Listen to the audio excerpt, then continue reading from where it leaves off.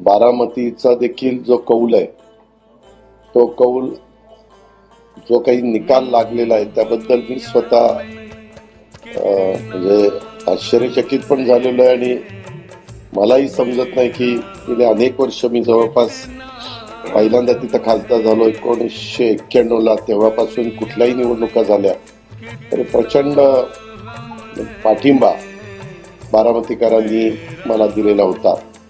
त्यावेळेस कशामुळं त्यांनी मला पाठिंबा दिला नाही, बाकीचे तर मतदारसंघ बाजूलाच राहू द्या, परंतु शेवटी जनतेचा कौल असतो, लोकशाहीमध्ये तो स्वीकारायचा असतो. पुन्हा नावमेद न होता लोकांच्या समोर जायचं असतं.